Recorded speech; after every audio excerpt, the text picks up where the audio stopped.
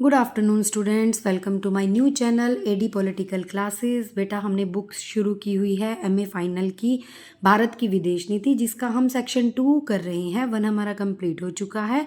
Section 2 में हमने एक अमेरिका का क्वेश्चन किया था भारत के साथ संबंध, और अब हमने क्वेश्चन 2 स्टार्ट किया हुआ है भारत का रूस के साथ संबंध, जिसमें हम एक वीडियो में बेटा जो रूस है उसके साथ सोवियत संघ जिसको हम बोलते थे, जो हमारी आज़ादी से लेकर और 1991 तक, उसके विघटन से पहले तक का जो समय था, वो वीडियो हम 1 में कर चुके हैं। ये क्वेश्चन आपको ऐसे पूछा जा सकता है, शीत युद्ध से पहले और शीत युद्ध के बाद। पहले वाला हम कर चुके हैं, शीत युद्ध के बाद वाला हम इस क्वेश्चन को अब करेंगे। बेटा देखो, 1991 में सोवियत संघ का विघटन हो गया और वो अलग अलग देशों में क्या हुआ बेटा, ब्रेक हो गया। तो उसकी जगह भारत और रूस के साथ नवीन संबंधों का विकास हुआ। अब रूस के जो राष्ट्रपति है 2000 में भारत यात्रा पर आए थे, वर्ष 2000 में। इनको देखो इंग्लिश में पुतिन या कई बुक में प्यूटिन भी लिखा हुआ है। भारत यात्रा के दौरान कई समझौते किए इन्होंने दोनों देशों ने वचन दिया कि दोनों देश एक देश जो है किसी ऐसे सशस्त्र संघर्ष में नहीं शामिल होंगे जिसमें दोनों देश में से किसी एक के भी विरुद्ध हो। मतलब इन्होंने क्या प्रॉमिस किया एक दूसरे के साथ कि हम किसी भी कारण से कोई ऐसा सशस्त्र संघर्ष, युद्ध यानी कि नहीं करेंगे जिसमें एक देश दूसरे देश के विरुद्ध जाए। मतलब हम प्यार से रहेंगे, ऐसी इन्होंने संधि की बेटा।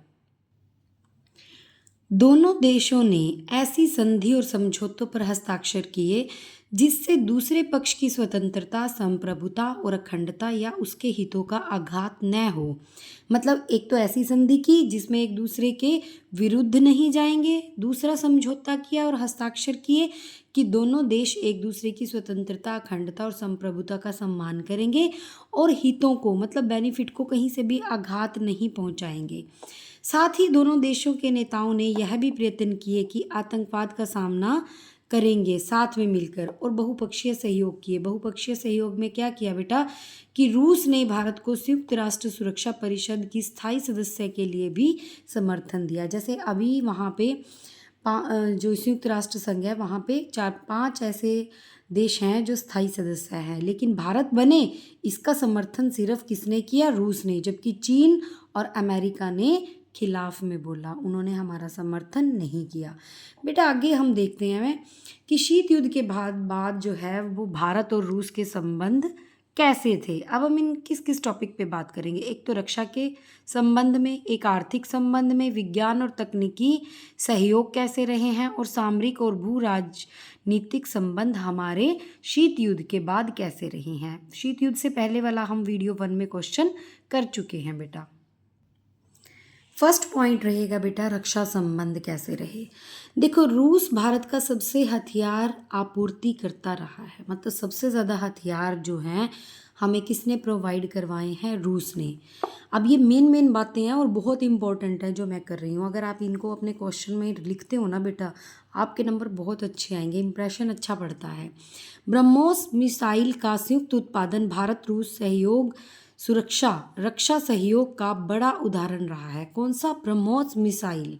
ठीक है, संयुक्त मतलब ये दोनों ने मिलके बनाया बेटा। उसके बाद देखो, रूस के साथ रक्षा सहयोग भारत के लिए अति महत्वपूर्ण रहा है, क्योंकि रूस से भारत ने, अब देखो क्या क्या लिया है। इसको मैंने रेड पेन में बेटा हाईलाइट किया है, आप इसको पैरे में बना के, पैराग्राफ में बना के भी लिख सकते हो। मैंने तो आपको याद इजीली हो जाए इसलिए मैंने रेड पेन में लिखा है। देखो बेटा, सबसे पहले MI-17 लिया। ये नाम है बेटा जो हमारे सैन्य को सामान की या सैन्य सामान जो हमारी आर्मी को चाहिए वो जो लेते हैं। सुखोई 30, MiG-29, T-19 लड़ाकू विमान, टैंक और पनडुब्बियाँ, रक्षा प्रणाली जैसे आधुनिक हथियार खरीदे। ये हमने रक्षा संबंध में क्या किया, रूस से हमने ये सारे हथियार बेटा खरीदे हैं। ठीक है, अब आगे बढ़ते हैं आर्थिक विकास। देखो बेटा, आर्थिक संबंध की जब हम बात करते हैं तो 1991 के बाद भारत ने आर्थिक उदारीकरण अपनाया जिससे व्यापार के नए रास्ते खुले। आर्थिक उदारीकरण में आप ये मान लो कि दूसरे देशों को हमने बोला आओ यहाँ पे बिना किसी रुकावट के अपनी कंपनीज खोलो, यहाँ पे लोगों को काम मिले और बाहर की मुद्रा हमारे देश में आए, व्यापार एक दूसरे के साथ बढ़े। अगर हम उन्हें दूसरे मान लो अगर हम रूस को व्यापार दे रहे हैं तो रूस से भी हम फ़ायदा ले रहे हैं बेटा। तो हमने आर्थिक उदारीकरण की नीति को अपनाया। भारत ने रूस से सस्ते दामों पर कच्चा तेल खरीदा।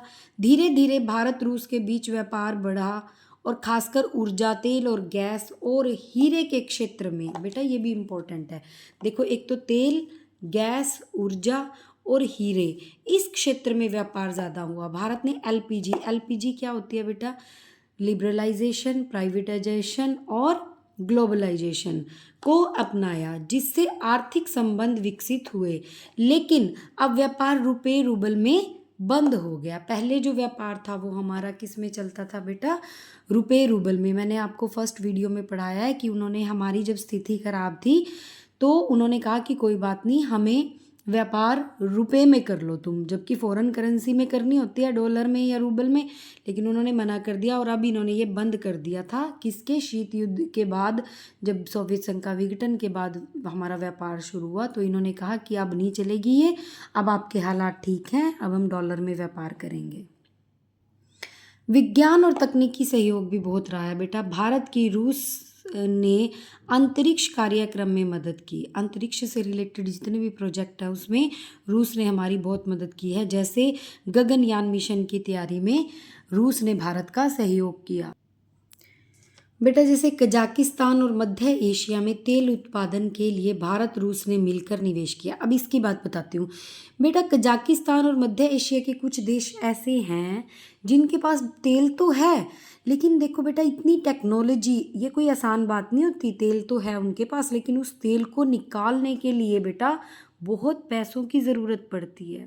ठीक है, बहुत सारी मशीनरी, इतने बड़े लेवल पे ये काम होता है कि इतना अंडरग्राउंड पाइपलाइन सिस्टम होता है कि जो इतना इजी नहीं होता। और जो विकासशील देश हैं, जो अभी तरक्की के रास्ते पे हैं, जो इतने फाइनेंशियली स्ट्रॉन्ग नहीं हैं, उन देशों के लिए ये बात बहुत बड़ी है।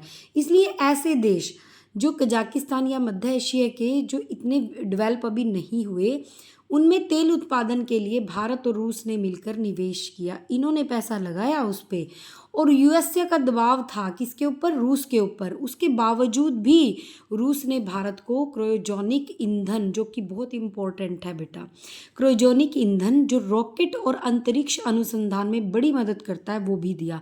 देखो यूएसए ने दबाव डाला रूस के ऊपर कि आपने भारत को ये नहीं देना, लेकिन फिर भी रूस ने हमें ये दिया। तो ऑब्वियस सी बात है बेटा, हमारे तो लिए तो ये रिलेशन बहुत इंपॉर्टेंट हो गया ना बेटा। अब आगे पढ़िए, सामरिक और भू राजनीतिक संबंध के बारे में हम पढ़ेंगे। रूस और भारत एक दूसरे को विश्वसनीय साथी मानते हैं, कि विश्वास करते हैं एक दूसरे पे। कभी ऐसा नहीं हुआ कि किसी ने किसी देश के साथ कोई भी गलत गतिविधि की हो। हालांकि रूस ने एक बार जब पाकिस्तान और चीन से नज़दीकी बढ़ने से भारत और रूस संबंधों में कभी कभी तनाव आया है, क्योंकि भारत को ये खतरा लगता था कि कहीं रूस जो है वो पाकिस्तान और चीन के साथ मिलके कोई ऐसी गतिविधि ना कर बैठे जो हमारे खिलाफ हो, क्योंकि हमेशा रूस ने ही हमारा साथ दिया है। और भारत के सैन्य सामान और हथियारों का सबसे बड़ा खरीदार रहा है भारत। किसके? रूस के। भारत जो है वो रूस के, लिख लो बेटा, भारत रूस के। ठीक है, रूस के सैन्य सामान और हथियारों का सबसे बड़ा खरीदार रहा है। रूस को भारत के रूप में सबसे बड़ा बाजार प्राप्त हुआ। अब देखो दोनों का फायदा हुआ। हमें अगर सैन्य साजो सामान या हथियार मिले, हमने वो खरीदे, तो रूस को भी तो भारत के रूप में एक बड़ा बाजार मिला है ना, क्योंकि सामान तो आपने बना लिया रूस ने, उसको बेचने के लिए बाजार भी तो चाहिए बेटा, वो भारत ने दिया, तो एक तरह से रूस का भी तो फायदा हुआ ना। साथ ही ऊर्जा आपूर्ति के कार्यक्रमों में भी या कार्य में भी साथ दिया दोनों ने एक दूसरे का। अब आगे हम पढ़ेंगे बेटा, वर्तमान में भारत रूस के संबंध कह लो या फिर नरेंद्र मोदी प्लस रूस संबंध कह लो, एक ही बात है, क्योंकि नरेंद्र मोदी जैसी हस्ती को जो भारत को रिप्रेजेंट करते हैं। अगर हम भारत की जगह यहाँ पे वर्तमान में नरेंद्र मोदी लगाएं वो भी बहुत अच्छा लगेगा।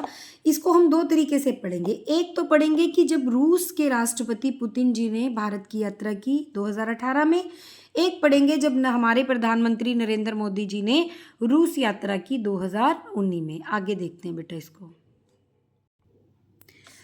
देखते हैं बेटा, रूस के राष्ट्रपति पुतिन की भारत यात्रा। जब उन्होंने हमारी भारत यात्रा की तो प्रधानमंत्री नरेंद्र मोदी जी के साथ द्विपक्षीय शिखर सम्मेलन के लिए पुतिन जी 2 दिवसीय यात्रा पर भारत आए। लेकिन जब पुतिन जी दिल्ली पहुंचे तो उन्होंने रामनाथ कोविंद जी से भी मुलाकात की। देखो बड़े लोग, जब बड़े बड़े लेवल के हम बात कर रहे हैं, रूस के राष्ट्रपति की बात करेंगे तो ये भी इम्पोर्टेंट हाईलाइट हो जाता है कि उन्होंने रामनाथ कोविंद जी के साथ मुलाकात की दिल्ली में। ये भी एक बहुत बड़ी बात बन जाती है, क्योंकि किसी आम आदमी की बात नहीं हम कर रहे हैं, किसी दूसरे देश के राष्ट्रपति जी की बात कर रहे हैं। भारत और रूस के बीच ये मोस्ट इम्पॉर्टेंट बात है बेटा। S-400 मिसाइल सौदे पर हस्ताक्षर हुए और मोदी जी ने कहा कि रूस के साथ संबंध अद्वितीय है। क्योंकि बेटा देखो, S-400 मिसाइल जो है ये कोई छोटी मोटी बात नहीं है। नोट में मैं बता रही हूँ बेटा, देखो कितनी बड़ी बात है ये क्या कर सकती है। S-400 मिसाइल एक बार में 72 मिसाइलें दागने की क्षमता रखती है और -52 -70 टेम्परेचर, देखो 0 डिग्री पे बर्फ़ जम जाती है, इतने टेम्परेचर पे भी ये कार्य करने में सक्षम है और दुश्मन की गतिविधियों को 600 किलोमीटर तक ट्रैक कर सकती है। मतलब अगर कोई दूसरा, मान लो अगर पाकिस्तान हमारे ऊपर कोई भी मतलब मिसाइल दाग रहा है, तो अगर वो 600 किलोमीटर की दूरी पे जब होगी ना तो ये ट्रैक कर लेगी कि ऐसा होने वाला है और पहले ही उसको ख़त्म कर देगी। कितनी बड़ी बात है। तो ये कोई छोटी मोटा हमारा उनके साथ सौदा नहीं था। अब देखते हैं, जब भारत के प्रधानमंत्री नरेंद्र मोदी जी रूस यात्रा पर गए, मोदी जी ने रूस की 2 दिवसीय यात्रा की और उन्होंने रूस के साथ कई समझौते किए। बेटा देखो, हमने अपने फ़ायदे के लिए कई समझौते किए, उनके साथ जाके कई संधियां की। साथ ही दोनों देशों ने अन्य देशों के लिए सस्ती दरों पर निर्यात के लिए सैन्य उपकरण बनाने की भी योजना बनाई। इन दोनों देशों के राष्ट्रपति और प्रधानमंत्री ने मिलकर क्या सोचा कि दूसरे देश जो विकासशील देश हैं, जिनको ज़रूरत है, तो उनके लिए सस्ती दरों पर हम ये सामान उपलब्ध कराएंगे। आगे आता है बेटा निष्कर्ष भारत और रूस संबंध का। भारत रूस के संबंध विश्वास, सहयोग और परस्पर मित्रता पर आधारित रहे हैं। दोनों देशों ने एक दूसरे की कठिनाइयों में साथ दिया है और आज भी रणनीतिक साझेदारी के रूप में यह रिश्ता मजबूत बना रहा। देखो सारा पॉजिटिव रहा है रूस के साथ, जबकि अमेरिका वाले क्वेश्चन में ऐसा नहीं था। मेन बात यह है कि इस सेक्शन में कि अमेरिका के साथ तनावपूर्ण रिश्ते रहे हैं पहले, बाद में वर्तमान में ठीक हुए थोड़े, वो भी बिजनेस के कारण। और रूस के साथ जो है वो हमारे सदा हमेशा अच्छे रिश्ते रहे हैं। क्या क्या सामान हमने लिया, खरीदा, बेचा, क्या संधियां की, ये हम सारा पढ़ चुके हैं। यहाँ पे बेटा सेक्शन 2 जो है वो आपका कंप्लीट हो जाता है और कल से हम सेक्शन 3 स्टार्ट करेंगे विदेश नीति बुक का। Thank you so much. अगर आपको मेरा चैनल अच्छा लगा है तो please like, comment and subscribe करें।